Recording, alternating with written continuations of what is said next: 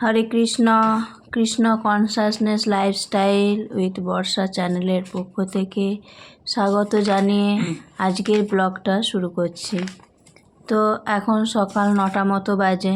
আমি স্নান করে নিয়েছি, তারপর চুলে শ্যাম্পু দেওয়া ছিল, তাই চুলে একটু নারকেল তেল হালকা করে নিয়ে নিলাম। তো আমি অ্যামওয়ে কোম্পানির পার্সোনা কোকোনাট অয়েলটা ব্যবহার করি। তো প্রভু বাজারে গেছেন সবজি আনতে, দেখি কি সবজি আনে, সে মতো বুঝে রান্নাবান্না করা হবে। আর এদিকে আজ চানবেলায় টিফিন হবে মুড়ি, তো তার জন্য আমি আলু ভেজে নিচ্ছি। ভগবানকে আলু ভোগ নিবেদন করব, আলু ভাজা। এদিকে প্রভু সবজি নিয়েও চলে এসেছে, দেখো এনেছে কাঁচা লঙ্কা, একটা লাউ এনেছে, আর কিছুটা কুমড়ো, সজনে ডাঁটা আর ফুলকপি নিয়ে এসেছে। তো আজকে ভাবছি যে ফুলকপিটার রসা করব, আর কুমড়ো দিয়ে, সজনে ডাঁটা দিয়ে আর মটরশুঁটি দিয়ে একটা সবজি বানাবো। আর এদিকে বাড়িতে একটা চালতা ছিল, এই যে দেখো এটা বাড়িতে ছিল। চালতাটা বাবু অন্য দিন এনেছিল, করা হয়নি, তো চালতাটার টক বানাবো। তো এবার সবজিগুলো আমান্য করি। আমি এখানে সবজি আমান্য করতে বসে গেছি।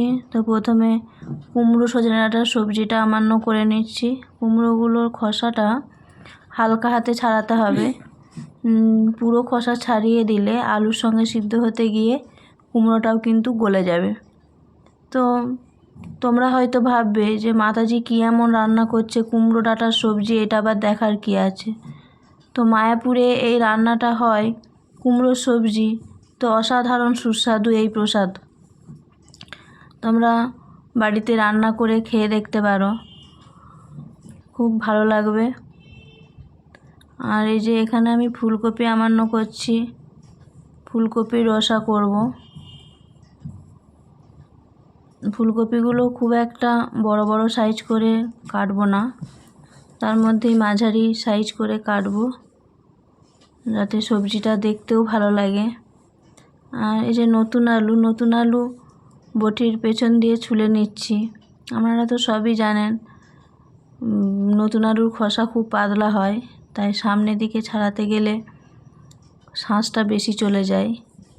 আর এই যে এখানে চালতাটা কেটে নিচ্ছি।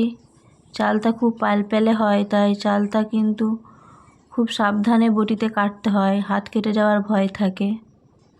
তো সবজি আমান্য করে ভগবানের ভোগ রান্না হয়ে গেছে। রান্না করে তারপর আমি স্নান করে ভগবানকে এখানে ভোগ নিবেদনও করে দিয়েছি। তো তোমাদেরকে রান্না দেখাতে পারিনি, কারণ প্রভুর একটু কাজ ছিল বলে ফোনটা নিয়ে গিয়েছিল, তো ভিডিও তোলা হয়নি। তো তোমরা দেখো আমার ভগবানকে ভোগ নিবেদন করা হয়ে গেছে। একটু মহাপ্রসাদের থালা দর্শন করো, এবার আমরা প্রসাদ পাবো। তো দুপুরে ভোগ নিবেদন করার পর আমরা প্রসাদ পেয়ে একটু রেস্ট নিচ্ছিলাম। তারপর এখন বিকেলবেলা। তো আমি দেখো ভগবানের রান্নাঘর একদম পরিষ্কার করে নিয়েছি। এখানে কিছু প্রসাদ আছে, দুপুরের প্রসাদগুলো বেড়ে গেছে, আর রাত্রে রুটি দিয়ে পেয়ে নেওয়া হবে। আর এই যে দেখো বাসনগুলো ধুয়ে সব পরিষ্কার করে নিয়েছি। আসলে বাসনগুলো এটাতে একটু জল ঝরতে দিই, তারপর এই যে বাসন রাখার তাকে তুলে রাখি। তো এখন আমি রাত্রিবেলা ভগবানের জন্য রুটি করব। তো এই যে দেখো আমি আটা মেখে নিচ্ছি। আটাটা মেখে একটুক্ষণ রেখে দেবো। আটাটা মেখে না রেখে দিলে রুটিগুলো বেশ ভালো হয় না। আটাটা মেখে 1 ঘন্টা মতো ঢাকা দিয়ে রেখে দিলে তারপর রুটি করলে রুটিগুলো খুব সুন্দর হয়। দেখো আমার আটাটা মাখা হয়ে গেছে। এবার আটাটা কিছু একটা চাপা দিয়ে আমি রেখে দেবো।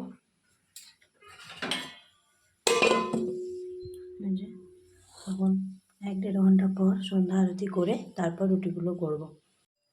তা আমি এখন সন্ধ্যা আরতির জন্য সমস্ত উপকরণ নিয়ে নেব। আমি এখন রেডি করে রাখি, তারপর প্রভু আর ছেলে একটু বাজারে গেছে, ওরা এলেই সন্ধ্যা আরতি করব। তো দেখো সন্ধ্যা আরতির জন্য যে সলতেগুলো লাগে সেগুলো আমি সলতেগুলো তৈরি করে, আর এখন বাজারেও এই সলতেগুলো কিনতে পাওয়া যায়, তো কোনোবারে কিনে আনি, কোনোবারে নিজেও করে নিই। তো করে নিয়ে তারপর এভাবে ঘি গরম করে আর ঘিয়ে চুবিয়ে রেখে দিই একদম। তাহলে আর মানে যতবার আরতি করব ততবার আর ঘিয়ে চুবাতে হবে না, একদম রেডি থাকবে। খালি কৌটো থেকে নিয়ে আর দিয়ে দিলেই হবে। এই যে দেখো কত সুন্দর তেল চুবো চুবো, ঘি চুবো চুবো হয়ে আছে।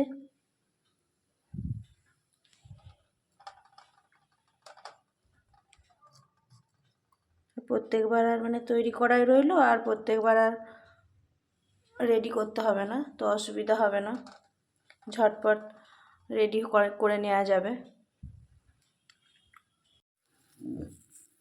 তো এখন তো শীতকাল, ফুল ভালো পাওয়া যায় না আশেপাশে, আর আমরা তো ভাড়া বাড়িতে থাকি, এখানে কোথায় ফুল তুলতে যাব। তাই প্রভু বাজার থেকে ফুল কিনে এনে রাখে, এই যে এরকম পলিথিনে করে এনে রাখে, আর ফ্রিজে ভরে রেখে দিই। 6-7 দিন ফুলগুলো ভালোও থাকে আর ভগবানের সেবাও হয়। অল্প অল্প করে ফুলগুলো ছিঁড়ে ছিঁড়ে নিচ্ছি।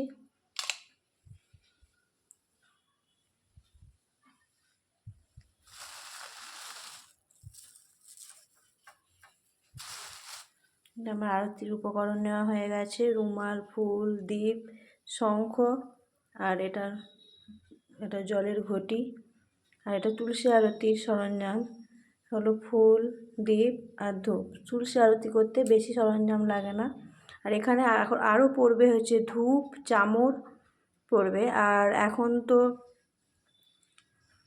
এখন তো শীতকাল, তাই ভগবানকে ময়ূর পাখা দেওয়া চলে না।